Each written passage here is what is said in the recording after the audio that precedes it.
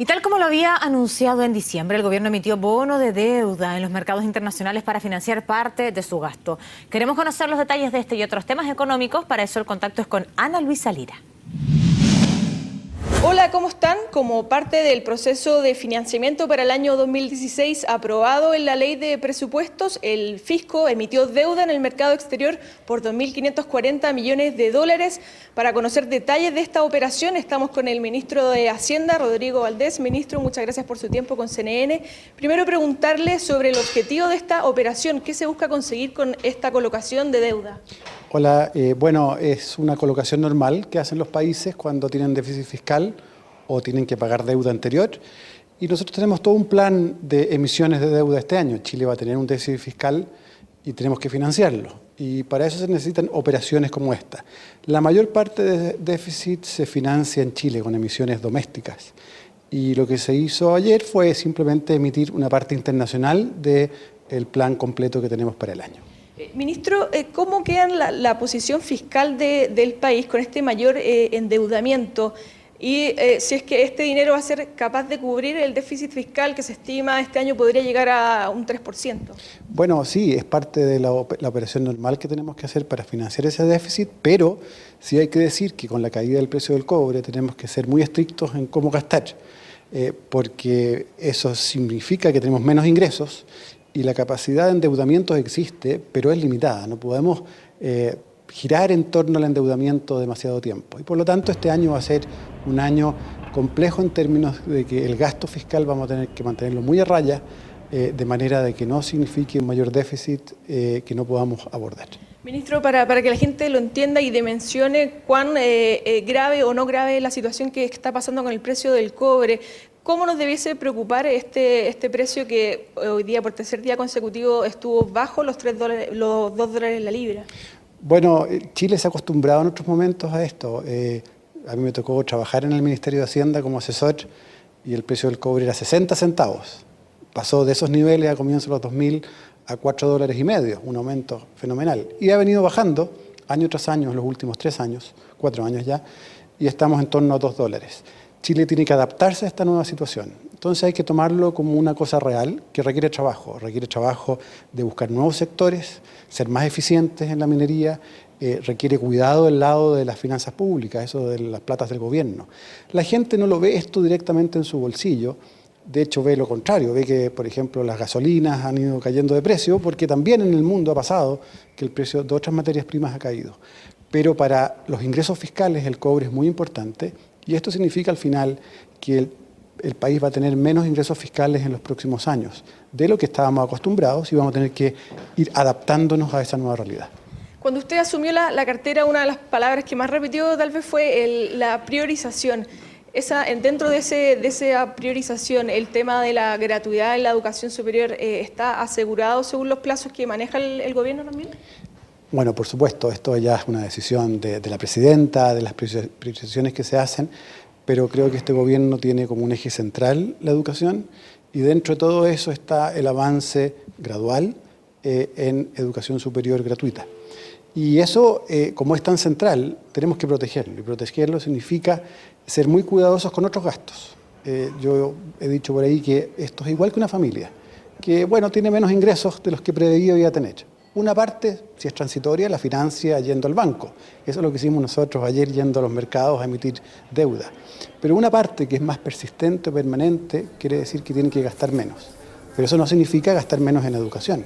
Puede significar gastar menos en otras cosas. Del ejemplo de que uno va a ir quizás de vacaciones a un lugar más barato que el que pensaba ir. Pero la educación es muy importante, es central y tenemos que hacer todos los esfuerzos de ser eficientes en otros gastos de manera que eso esté asegurado. Ahora, sí significa esta restricción fiscal que el avance en gratuidad hacia más gente puede ser algo más lento de lo que nos habría gustado, sin duda. Pero esta es una política central que ya comenzó y que tenemos que proteger. Ministro, quiero volver a un tema que usted alcanzó a mencionar, el tema de la baja del petróleo. ¿Cómo la baja en esa materia prima nos puede ayudar a reactivar la tan desanimada economía que hemos tenido en los últimos 2 años? Bueno, en el neto lamentablemente nos conviene lo que teníamos antes, no ahora. O sea, Chile en su conjunto está peor hoy día de lo que estaba porque el precio de lo que exportamos, mucho cobre, vale menos. Y de lo que importamos, mucho petróleo, también vale menos, pero es más importante el cobre. Pero es muy distinto quién paga qué. Y las familias hoy día se han venido beneficiando y la bajada de los combustibles ya por muchas semanas es muy importante. Y el precio del petróleo en el mundo ha caído rápidamente en los últimos 6 meses y eso se nota en el precio de las gasolinas y es un aliciente a que haya dinero para gastar en otras cosas. Y eso ayuda a sostener la economía.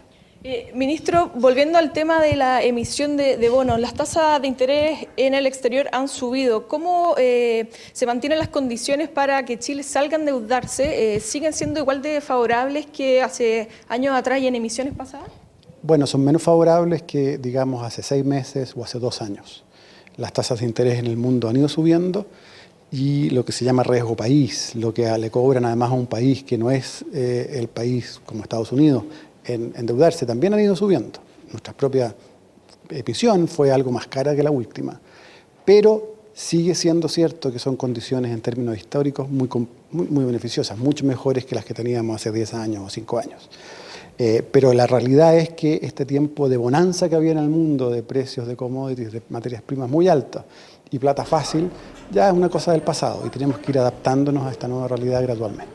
Ministro, aprovecho de preguntarle sobre la reforma laboral. Ayer se habló de que tal vez el proyecto podría volver a discutirse en la Comisión de Trabajo del Senado. ¿Esa es una opción posible dentro de la discusión? Esa es una opción que hay que conversarla con el Parlamento. Estas son decisiones que al final el Parlamento toma de cómo va haciendo su propia discusión. Es un camino, digamos, formal de mecanismo. Más importante que eso, sin embargo, es acordar el fondo de lo que hemos estado discutiendo y ahí estamos más cerca, hay que hacer más esfuerzos para llegar a un acuerdo completo y en eso estamos abocados, queremos que salga bien esta reforma, ojalá en enero, pero es importante que salga bien y si se necesitan más semanas de conversación, bueno, las tendremos. ¿Qué temas todavía son los que no han logrado acordar dentro de la nueva mayoría? Yo prefiero dejar todos esos detalles a las conversaciones porque veo bien poco productivo estar mandando recados por los medios respecto de que me gusta esto, prefiero esto, Juanito quiere esto. Hay una serie de temas que son importantes, pero lo que yo quiero decir es que todos hemos ido cediendo posiciones y estamos mucho más cerca que antes y con una muy buena ley. Ya lo que tenemos, sin aprobación, es una buena ley, pero es perfeccionable en algunos ámbitos todavía. Ministro, por último, ¿cuáles son sus expectativas de la reunión de hoy día en Cerro Castillo? ¿Va a ser la reforma laboral o lograr algún tipo de acuerdo sobre ese proyecto parte de lo que se discuta hoy día en la noche? Mi expectativa es conversar. Yo creo que escucharse siempre es bueno. La política se hace conversando, escuchando, a veces cediendo, a veces convenciendo a otros. Y estos encuentros creo que son muy útiles para eso. Ministro, muchas gracias. Esas eran las palabras del ministro de Hacienda, Rodrigo Valdés, frente a esta nueva emisión de deuda del gobierno, además del contexto económico por el que está pasando nuestro país, donde hoy día, por tercera jornada consecutiva, el cobre cayó de los $2 la libra. Buenas tardes.